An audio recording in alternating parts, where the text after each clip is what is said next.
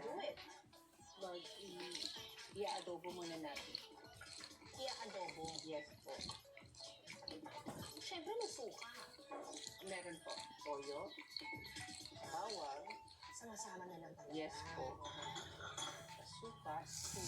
Pepper po. Ay, ang dali naman. Talagang pagkakaluhaluin lang. Yes. Basta siguraduhin nyo lang po pag magluluto po kayo ng laman nito, kailangan linisin niyo po talaga nila sa asin. Yes. Lamasin niyo po siya sa asin ng mga 3 beses. Tapos hugasan ng hugasan para matanggal yung lansa at yung mga germs.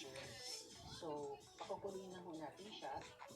Pero yung tenga, pinalambot mo. Pinalambot ko muna yung tenga. Oo. Hayaan lang kumulo hanggang sa magkulay brown na ang mga laman loob. Siyempre, kung nagluluto po ng kakain, di ba meron tayo minsan na ma-overcook? Ma-overcook po siya. Opo. Ilang Dapat minutes lang ba dapat? Mga 2 to 3 minutes lang po. Ang atay. Ang mga atay. Ay, yung lapay, ganun. Ganun din po yung lapay. Ito lang tenga ang medyo kinang i-pre-boil lang natin. So, dahil magaling na overcook yung lapay at saka yung atay, yung tenga, pinalambutan muna namin siya beforehand. Yes. Para ito, ina-adobo lang natin yung lahat ng ingredients. Kapag brown na siya at wala nang dugo-dugo, tanggalin na natin sa apoy. Kasi otherwise, titigas siya. Bakit natin kailangan adobo? Para mawala rin po yung lansa. Atay, tsaka yung lapay. Oo. At saka usually yung pagkukulaw ay ginagawa talaga natin ng mga ninuno pa natin. Kasi form of preservation din Yes ito. po. Hindi mabilis na napapanis, nasisira yung pagkain kapag inadobo mo muna siya o niluto mo muna siya sa suka. Pagkatapos maluto ang mga laman loob at tenga ng baboy, sunod na igigisa ang bawang, sibuyas at kamatis. Kapag nag-caramelize na ang bawang, sibuyas at kamatis, isasama na sa gisa ang inadobong laman loob. Sige po, tutulungan ko po siya. So parang inadobo, tapos ginisa mo Ginisa siya. siya po. Okay.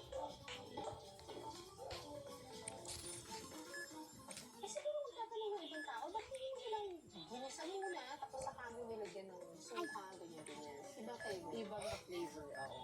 Iba yung ano niya. Oo. Gusto mo kasi maluot muna yung vinegar. Kaya yung vinegar Doon po. sa karne. Pati sugar para ma-balance po yung flavor. Sunod na inilagay ang labanos. Para may konting sipa ng anghang, lalagyan ng siling pangsigang. Pagkatapos maluto, iserve sa sizzling plate. 감사합니다. 안녕히 가세요. Look at this! Luto na po ang ating kilayin. 매운 야간 편의점입니다. Tikman na natin. Ilabas na ang kanin.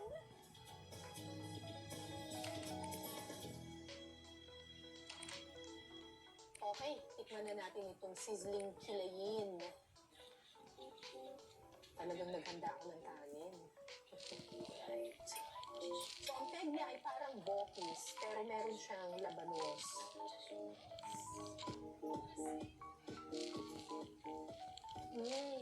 Sarap. Hindi siya matigas at all. Sakto-sakto lang yung anghang niya. Para siyang adobo na hindi ko alam kung ano siya. Nasunod sa mga atay. Tapos ang gandang pambalanse ng labanos. Para siyang leveled up na adobo. Ganun yung lasa niya. Actually, yung sanay ako na kainin na kilayin yung mas maasim ng kaunti. Parang flavor niya pala yung peg niya.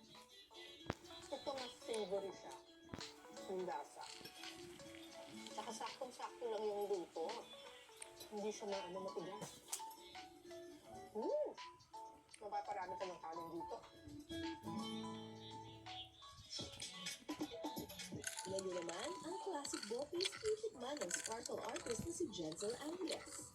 Madalas Napanood si Jensen bilang Rocky, ang masipag na convenience store crew sa sitcom na Happy to Get Her. Mas bagay sa'yo walang makeup. Talaga? Araw-araw rin siyang mapapanood sa unang hirit dahil isa siya sa mga UH Funliners. Tapos, magpapakain muna natin tayo. Kasi tignan nyo, medyo gutom na sila. Ayan, kakainin mo natin.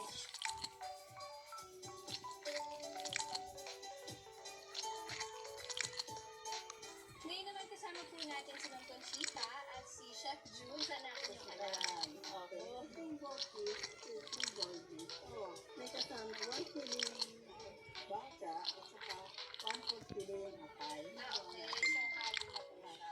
Igigisa ang bawang, sibuyas at kamatis. Pagkatapos, ihalo ang tinagtad na pinagkulo ang atay at baga. Isang kutsa hanggang sa magtubig ang laman.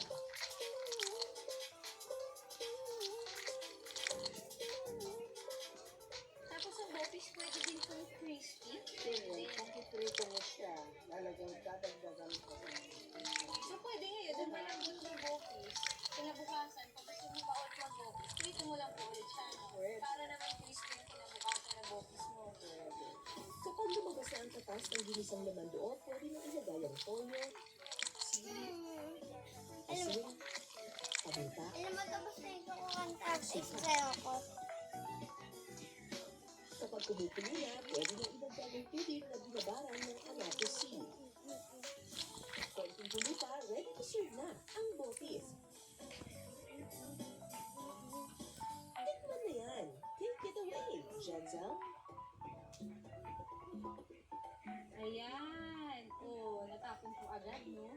Ayan siya, mainit pa. At amoy bopis talaga. Naku, hindi naman siya amoy maanghang. Lagyan natin ng kanin. Ayan, may siling kasama ang aking kakainin. Ang sarap. Actually, kahit walang kanin, masarap siya. And kahit may siling kasama, hindi nga ganun kaanghang. Parang may kick lang ng spiciness. Pero hindi siya ganun. Hindi siya maanghang. Kayang-kaya siya.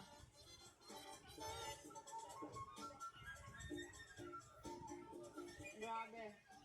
Ang gusto ko dito kasi magkaiba yung texture nung baga, tsaka nung atay.